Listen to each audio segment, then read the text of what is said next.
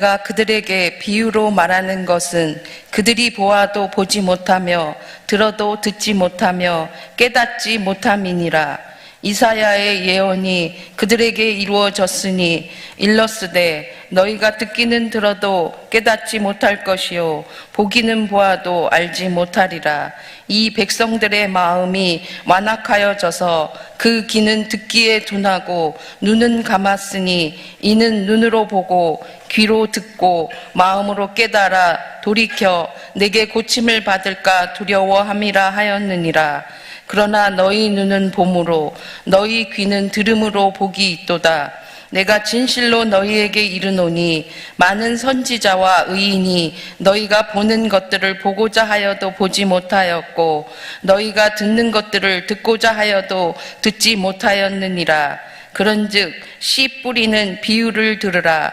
아무나 천국 말씀을 듣고 깨닫지 못할 때는 악한 자가 와서 그 마음에 뿌려진 것을 빼앗나니 이는 곧 길가에 뿌려진 자요 돌밭에 뿌려졌다는 것은 말씀을 듣고 즉시 기쁨으로 받되 그 속에 뿌리가 없어 잠시 견디다가 말씀으로 말미암아 환난이나 박해가 일어날 때에는 곧 넘어지는 자요 가시떨기에 뿌려졌다는 것은 말씀을 들으나 세상의 염려와 재물의 유혹에 말씀이 막혀 결실하지 못하는 자요 좋은 땅에 뿌려졌다는 것은 말씀을 듣고 깨닫는 자니 결실하여 어떤 것은 100배 어떤 것은 60배 어떤 것은 30배가 되느니라 하시더라. 아멘. 김홍신 씨가 쓴 인생 사용 설명서라는 책이 있습니다. 이분은 이제 인간시장 책을 써서 밀레니엄 작가가 됐고 8년 연속 의정 활동해서 1위 평가를 받은 국회의원이 됐습니다.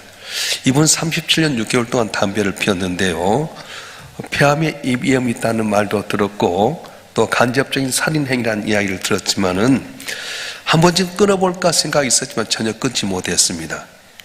옹고를 쓸 때도 하루에 서너 갑 담배를 계속 피웠고요.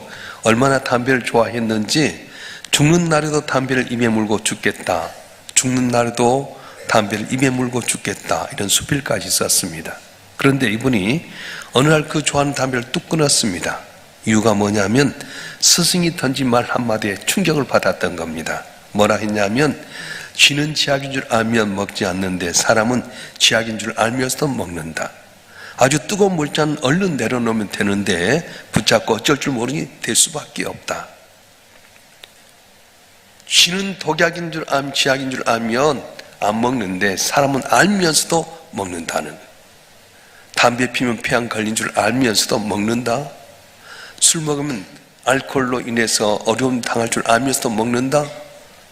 이성이 있는 인간은 동물과 다른데 인간은 이성이 있음에도 불구하고 깨닫지 못하면 동물 같은 삶을 산다.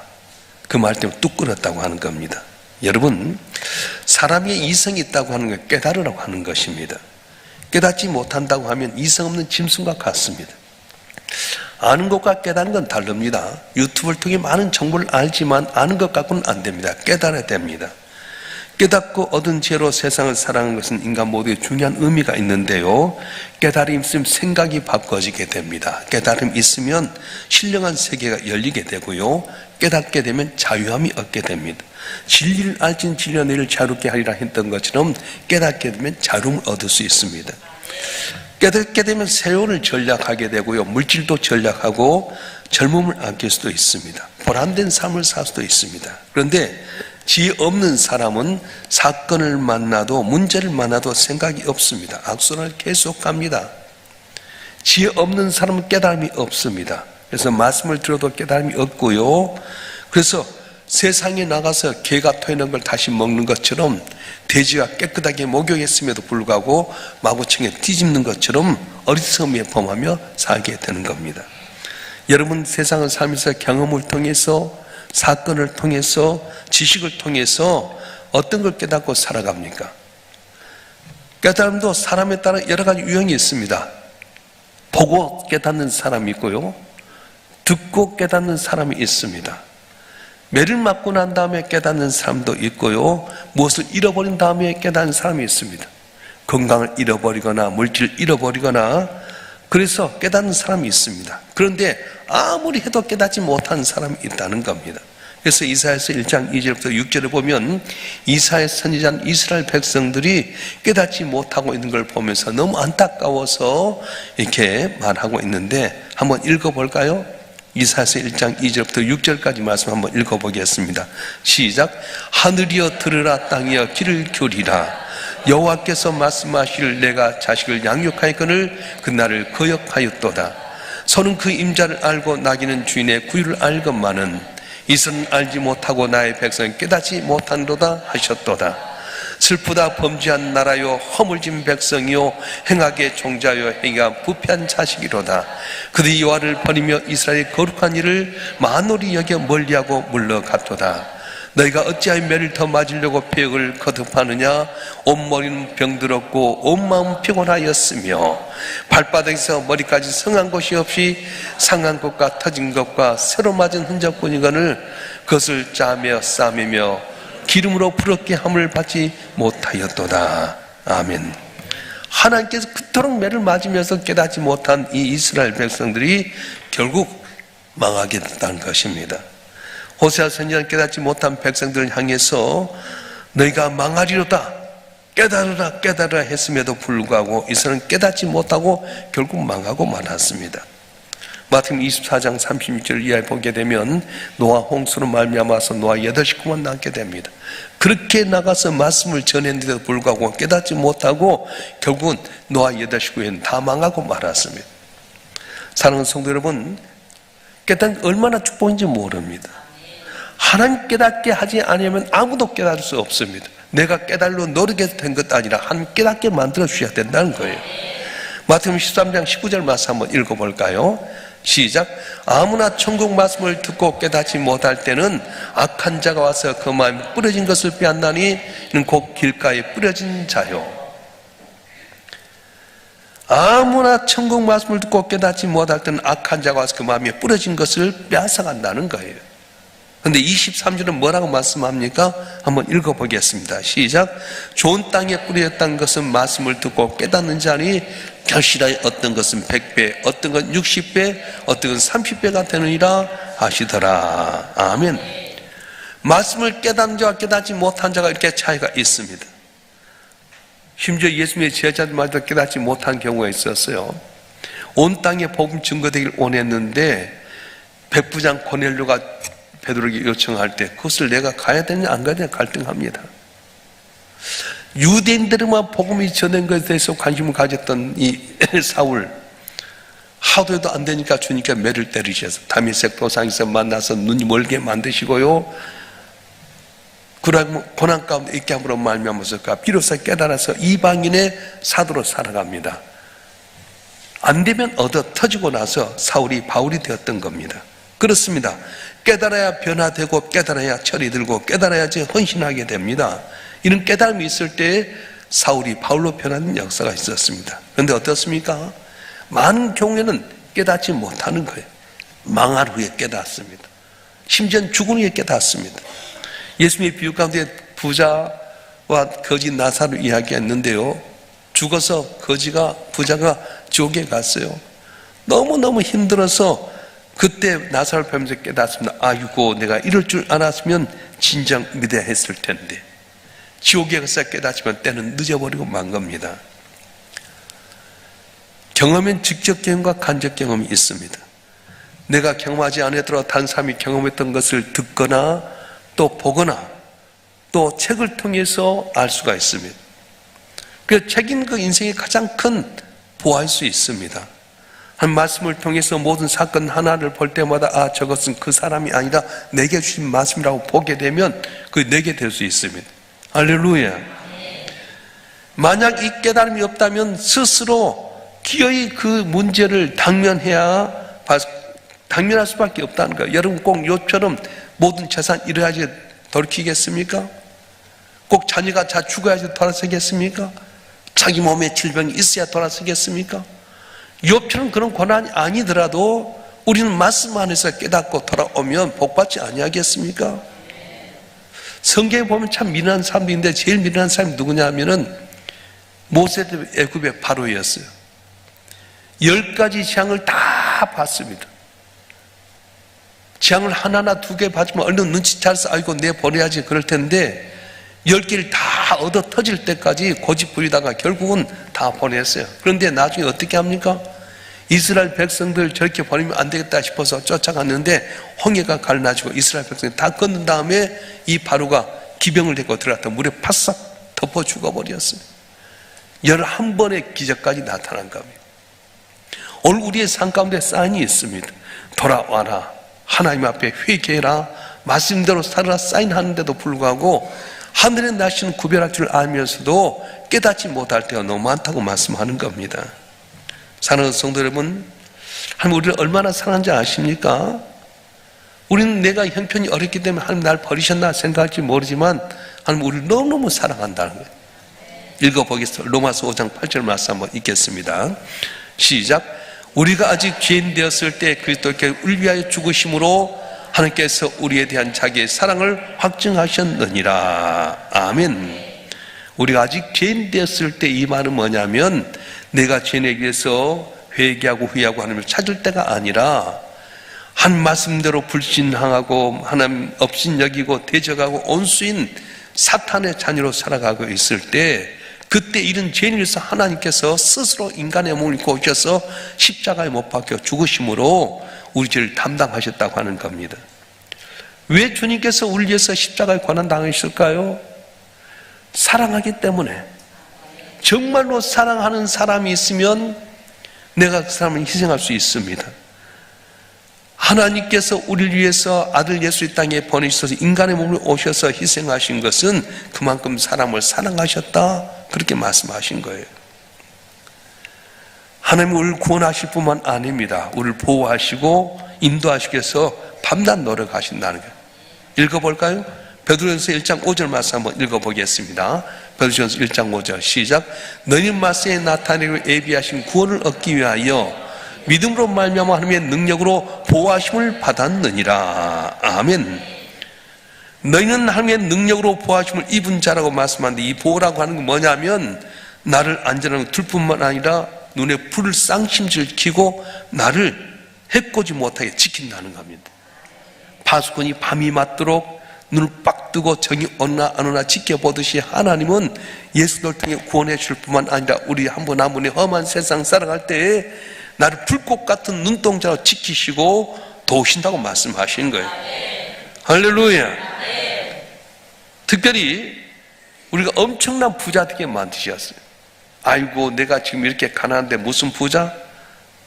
한번 읽어보겠습니다. 고린도후서 8장 9절 말씀 읽어보겠습니다. 시작. 우리 주 예수의 은혜를 너희가 알거니와 부유하신 이로써 너희를 위하여 가난하게 되심은 그의 가난함으로 말미암아 너희를 부유하게 하려 하심이라. 아멘. 부유하신 주님께서 이 땅에 오셔서 가난하게 된 것은 우리로 하여금 부유하게 하시기 위한 거다. 하나님의 아들이 되게 하고 상속자가 되기 위한 거다 말씀하셨어요. 자, 그럼 우리 어떤 자세로 살아가야 될까요? 왕의 아들인 왕자께서 민정시천을 하기 위해서 자기 신분을 감추고 누더기 옷을 입고 또 다 떨어진 신발을 신고 여기저기 살피가 됩니다. 개나리 보침 지고 허름한 옷을 입고 가게 되는데 열등감 같습니까? 같지 않습니다. 왕자이기 때문에. 왕궁에 가면 옷이 많이 있기 때문에 의복에 대해서 관심이 없습니다. 음식도요, 왕국에서 명령만 하면 얼마나 산해지며 나오기 때문에 음식에 대해서도 거기 집념하지 않습니다. 여러분 보세요. 진짜 부자는요 좀 못 입고 못 먹어도 대수롭지 않게 생각합니다. 근데 진짜 가난한 사람은 조금만 못 입고 조금만 못 먹어도요 굉장히 민감하게 반응합니다. 사람 만나면 그렇더라고요. 진짜 있는 사람은요 좀 허름한 옷 입어도 개의치 않아요. 꿀꿀이 쭉 먹어도 괜찮아. 근데 좀 가난한 사람 막 있는 체하고 좋은 옷 사 입으려 하고요. 브랜드가 명품이라고 하면 짝퉁도 사서 입으려고 하잖아요. 민감할 때가 많습니다. 여러분 왕자가 좀 허름 입고 가는데 포도대장이 나타났다고 포도대장 납선 나왔다고 해서 그 두려워합니까? 엎들고 있지만 속으로 웃는 거예요. 너는 아무것도 아니다. 그러지 않겠습니까? 우리는 하나님 나라의 왕자고 하나님 나라의 공주입니다. 믿습니까? 따라서 아멘은 내 신앙의 고백이다. 할렐루야. 하나님의 아들을 예수를 통해 우리가 하나님의 상속자가 되어서 우리 모든 하나님의 왕자고 공주라고 말씀하셨어요. 그래서 여러분 자부심 갖고 살아야 됩니다. 왕자가 흐름한 옷 입고 시장바닥에 꿀꿀이 쭉 먹는다 해서 왕자 신분이 변화된 것 아닙니다. 한 번 왕자는 영원한 왕자입니다. 한 번 공주는 영원한 공주입니다. 우리는 예수를 통해 하나님 나라의 왕자가 되고 공주가 되었습니다. 그래서 이 땅에 살면서도 우리는 못 먹고 못 입는 거 이것 때문에 연연하지 않아요. 영원한 천국이 우리에게 예비되었기 때문에 우리는 그걸 바라보면서 살 때 자부심 갖고 살라고 말씀하신 거예요. 할렐루야. 종깃게 됨을 깨닫는 자는 왕자로서 살아가지만 깨닫지 못한 사람은 짐승처럼 살아가게 됩니다. 왕자가 세상 물정 살피기 위해서 세상 다닐 때 아이고 저 경치 좋다 해서 거기다 부동산 투자하겠어요? 왕자가 다 갖고 있는데? 야 여기 경치 좋으니까 여기다 집 하나 지어야 되겠다 그렇게 하겠어요? 다 왕자 건데? 우리가 하나님의 자녀가 되어서 왕자가 되고 공주가 됐다면 어떻게 살아야 됩니까? 하나님의 아들로 말미암아 종깃게 된 자는 어떻게 사는 겁니까? 먼저 종깃게 된 깨닫는 자는 회개하며 산다는 겁니다. 왜 회개하지 못합니까? 깨닫지 못하기 때문에 회개 못합니다. 죄를 깨닫지 못하는 거예요. 죄 때문에 망한다는 걸 깨닫지 못하기 때문에 회개를 안 하는 겁니다. 죄를 깨닫지 못하면 회개가 없고 회개가 없으면 변화되지 못한 겁니다. 왜 평생 예수 믿지만 그렇게 변화가 없습니까? 깨닫지 못하기 때문에 그렇습니다. 깨닫지 못한 사람은 변화가 없습니다. 우리가 하나님 말씀대로 살면 복을 받지만 말씀대로 살지 않으면 복을 받지 못하는 걸 깨닫지 못하기 때문에 바르게 살지 못하는 겁니다. 어떤 사람이 매를 얻어 터지면서까지도 깨닫지 못해요. 얼마나 불행합니까? 그래서 우리는 항상 주님 앞에 회개하는 거예요. 주님, 내가 말씀대로 살지 못했습니다. 하나님의 자녀로서 이렇게 귀한 상속자를 사는데 이 땅의 것에 너무 몰두했던 것을 회개합니다. 좀 의젓하고 당당해야 되잖아요. 저와 여러분 한 분 한 분이 항상 주 앞에 살아가면서 말씀대로 살지 못한 것, 감사하지 못한 것, 순종하지 못한 것, 회개함으로 말미암아 더욱더 존귀케 되는 복된 삶이 되길 주님 축원합니다. 축원합니다. 할렐루야. 깨닫는 사람은 어떻게 삽니까? 감사하며 사는 겁니다. 어떤 사람이 감사하지 않습니까? 하나님의 은혜와 사는 깨닫지 못하기 때문에 감사하지 못하는 겁니다. 예수님의 십자가의 그 은혜, 십자가의 그 사랑 깨닫는 사람은 감사의 눈물을 흘리면서 하나님께 감사하며 살아갑니다. 또 예수 믿게 되는 게 얼마나 큰 은혜인지를 아는 사람은 범사에 감사하게 되는 거예요. 하나님 주신 은혜를 깨닫는 사람은 매 순간순간마다 감사합니다.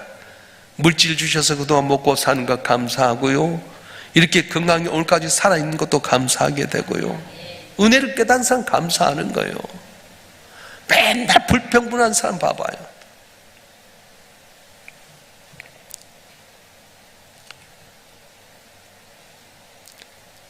다빈치가 이제 친구들과 같이 모여 있는데 친구들 가운데 있다가 한 사람에 대해서 비방하기 시작합니다.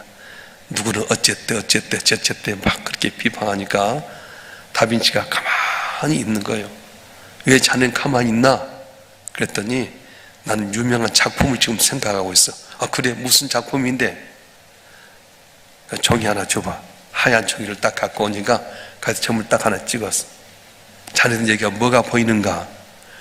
하얀 바탕에 검정점이 보이네. 그래, 나는 검정점이 있는 외에 모든 하얀 백지만 보이네. 그렇게 이야기했다는 거예요.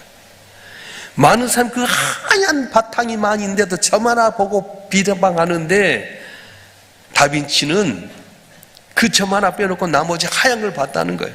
여러분, 그 사람의 단점이 있어 장점이 얼마나 많이 있습니까? 근데 그 많은 장점이 있는데도 불구하고 단점만 보는 사람이 얼마나 많아요. 우리나라가 얼마나 잘 산지 아세요? 얼마나 좋은지 아세요? 미국에 있는 우리 친구 목사님 왔는데 미국에서는 병원을 못 간대. 병원 가서 일주일, 2주일 있으면 몇 천만 원씩 나온대. 우리 보면 너무 잘 됐잖아요. 앞으로 뽀록 병원 가고요. 나도 어저께 그 무좀약 받으러 갔는데 딱 진찰 받는데 1,900원 받더라. 왜 이렇게 적냐고 그랬더니 65세 이상 또 싸대. 환장하겠어. 너무 감사하잖아요. 여러분 유럽 여행 가봐요. 화장실 가도 돈 내고 화장실 가잖아요. 우리는 화장실 가면 얼마나 깨끗해요. 갔다 오면 싹싹 닦고요. 휴게실 가봐요. 안마기 딱 있어갖고 공짜로 돌돌돌돌돌 시슈도 있고. 이런 세상이 어디 있어요? 얼마나 잘 산지 몰라요. 근데도 불평하고 불만하고요.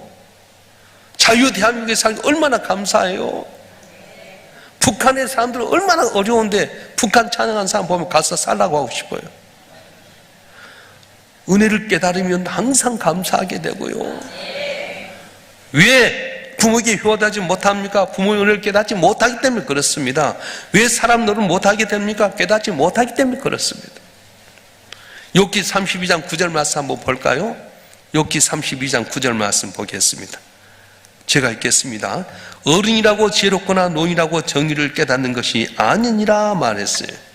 노인이 되었지만 철이 들지 않는 아이처럼 그런 사람이 있습니다. 노인이 됐다고 잘 깨닫는 것 아닙니다. 깨닫는 건 하나님 은혜로 되는 거예요. 그러니까 여러분 교회 나와서도요, 너무 좋잖아요. 만나면 좋아야지. 주님 이곳에 온 건 너무 감사하고, 할렐루야. 어린애가 이렇게 엄마 따라 와서 앞자리는 얼마나 감사해요. 나 조금만도 많이 컸어요. 더 클 줄 믿어요. 한 분 한 분 만날 때면 얼마나 감사한지 몰라요. 우리 교회 얼마나 좋아요. 이번에도 막 일기연에서 우리 교회에서 부활절 예배를 해달라는데 내가 안 한다고 그랬어. 맨날 우리 교회에서만 노예하고 하고 시찰이하고 맨날 한다고. 우리 교회 좀 쉬자. 우리 교회를 오면요, 로비가 너무 넓어가지고 이번 일산 남시찰이 했는데 교회가 다 좁으니까 다 본당에 가서 앉아서 그러잖아. 우리 교회는 딱 로비에다 차려놓고요, 간식 갓 찐 강낭콩 하나 주니까 너무 좋아가지고요. 거기다 간식 주지, 차 주지. 로비가 넓어서 그렇지. 예배당에 가서 얼마나 좋아요. 이런 데 어디 있어요. 주차가 안 돼가지고요. 저쪽 신호아파트 앞에 그 일견 지금 회장 가신 분 교회 갔는데 주차가 안 되는 거예요. 우리 교회는 얼마나 주차가 좋아요. 아멘도 안 한 것뿐이에요.